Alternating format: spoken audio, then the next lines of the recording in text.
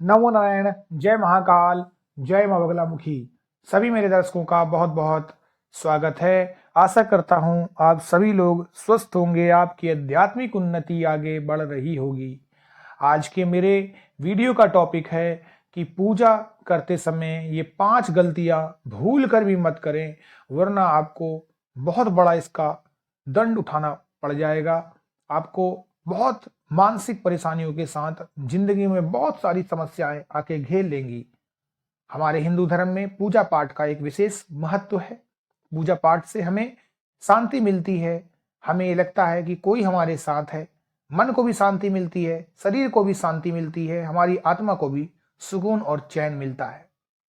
पूजा पाठ हर इंसान को करना चाहिए। जो भी सनातन धर्म से जुड़े हुए लोग हैं, उन्हें अपने भगवान के लिए, अपने इष्ट के लिए, कुल देवी देवता के लिए कम से कम 5 मिनट का समय तो जरूर निकालना चाहिए। जो लोग बहुत ज्यादा व्यस्त रहते हैं वो लोग सिर्फ ध्यान भी लगा सकते हैं, मन ही मन ईश्वर को याद कर सकते हैं, बस इतना भी काफी है। पूजा पाठ के बहुत से नियम होते हैं और जैसे जैसे आप पूजा में आगे बढ़ते हैं, आप चाहते हैं कि आपकी कुछ मनोकामनाएं पूरी हो जाएं, भगवान आपकी सुन ले। अगर आपका केवल और केवल मन भगवान की भक्ति करने का है और आपको कुछ नहीं चाहिए, उस भक्ति से आपको शक्ति चाहिए है, तो कोई समस्या नहीं है। लेकिन जब आप भगवान से कुछ भी डिमांड करते हैं, कुछ मांगते हैं, तो निश्चित ही आपको भी परीक्षा देनी होती है और ऐसे में आपको अपने पूजा के स्तर को बहुत ज्यादा बढ़ाना होगा। और तब शास्त्र के, पुराणों के, वेदों के सारे नियम लागू हो जाते हैं। तब आपको एक एक चीजों को बहुत ध्यान से करना पड़ता है कि ताकि आपकी मनोकामना जल्दी से जल्दी पूरी हो, आपकी पूजा खंडित ना हो, कोई समस्या ना खड़ी हो जाए। अन्यथा जब भी आप बिना कोई भी संकल्प लिए, बिना पूजा पाठ के नियमों को ध्यान में रखते हुए कोई भी पूजा पाठ करते हैं, तो ऐसे में आपको समस्याएं मिलती हैं और आपकी पूजा खंडित हो जाती है। सबसे पहले मैं आपको एक चीज बताना चाहूंगा कि पूजा पाठ का जो नियम है वो हमेशा 2 प्रकार का होता है। पहले, अगर आप वैदिक मार्ग में हैं, आप दक्षिण मार्गी हैं, आप भगवानों की पूजा करते हैं, तंत्र मंत्र में नहीं जाते हैं, नॉर्मल पूजा पाठ करने वाले इंसान हैं, तो आपके लिए सबसे बेस्ट समय होता है सुबह ब्रह्म मुहूर्त का 4 से 5 बजे का। अगर किसी कारणवश आप 4 से 5 बजे नहीं उठ पाते हैं, तो हर हालत में आपकी पूजा 8 बजे तक संपन्न हो जानी चाहिए। उसके बाद तंत्र वाले लोगों का, जो वाम मार्गी पूजा करते हैं, उनका दिन आता है, उनका समय आता है। उन लोगों को पूजा हमेशा सूर्य अस्त होने के बाद ही करनी चाहिए और रात के 12 बजे तक अपनी पूजा को संपन्न कर लें। तो ये आपकी इच्छा है कि आप किस मार्ग में जाना चाहते हैं, किस तरीके से आप पूजा करना चाहते हैं। आज मैं आपको, जैसा कि मैंने बोला है, बताऊंगा कि क्या गलतियां आप करते हैं। सबसे अच्छा समय सुबह का होता है। इस समय का आप लाभ उठाएं, क्योंकि इस समय में ना ही किसी की फोन कॉल्स होती है, ना ही कोई आपके पास मीटिंग का समय होता है किसी के लिए।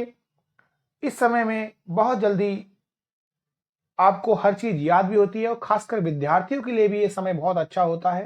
कहते हैं इस समय में ब्रह्मांड में विलक्षण शक्तियां, डिवाइन शक्तियां, दैवी शक्तियां विचरण करती हैं।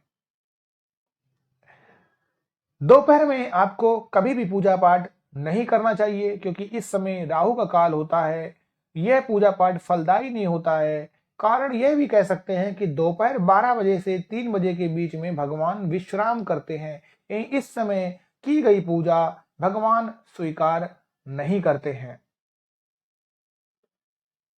शास्त्र हमारे यह भी कहते हैं कि व्यक्ति को शाम 4 बजे तक पूजा करने से बचना चाहिए, क्योंकि यह नारायण का समय होता है जब व्यक्ति पितरों को तर्पण करता है। आप शाम 5 बजे के बाद दीपक जलाकर पूजा कर सकते हैं। दरअसल पहले के समय में पूजा दिन में 2 या 3 बार की जाती थी, लेकिन अब सब लोग एक बार ही पूजा करते हैं, तो इस वजह से ये प्रॉब्लम होती है। खैर, आप जैसे चाहें वैसा कर सकते हैं।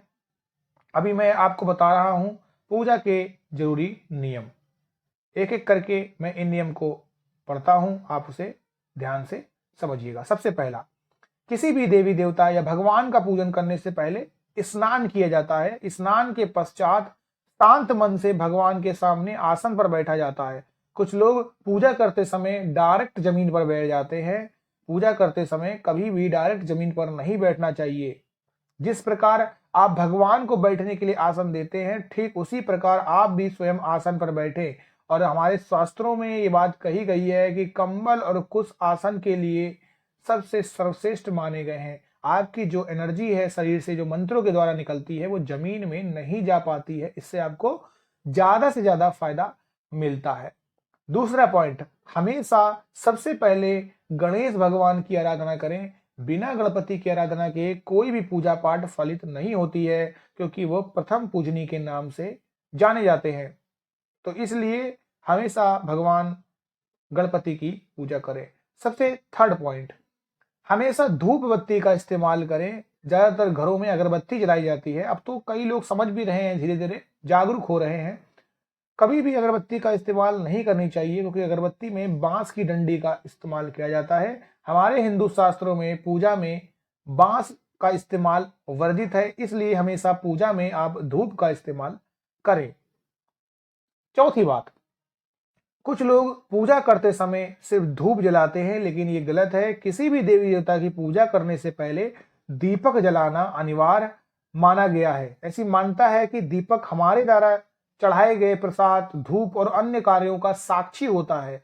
अगर आप पूजा करने से पहले दीपक नहीं जलवाते हैं या जलाते हैं, तो भगवान तक आपकी प्रार्थना नहीं पहुंचती है। एक बात आपको ध्यान में देना चाहिए कि आपके साथ पृथ्वी तत्व, आपके साथ आकाश तत्व और आपके साथ हमेशा ये याद करिए कि वायु तत्व जुड़ा हुआ है। 3 तत्व जुड़े हुए हैं और जल तत्व और अग्नि तत्व आपको लेना होता है। तो अग्नि तत्व दीपक के तरह जाना जाता है।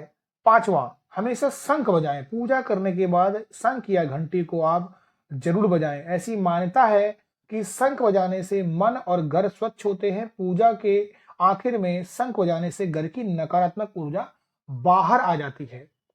सो इन 5 बातों का आपको ख्याल रखना है। अगर इन 5 बातों का आप ख्याल रखते हैं तो निश्चित ही आपकी पूजा पाठ फलित होती है। जो लोग मेरे चैनल पर नए आए हैं वो मेरे चैनल को लाइक और सब्सक्राइब करें। जो लोग मेरे चैनल पर पहले से जुड़े हुए हैं उन लोगों का अभी तक के साथ के लिए बहुत बहुत धन्यवाद। आगे भी अपना साथ बनाए रखिएगा। मैं अपने इष्ट श्री हरि नारायण विष्णु से यही कामना करता हूँ कि आपकी सभी प्रकार की मनोकामनाएं पूर्ण हो। नमो नारायण।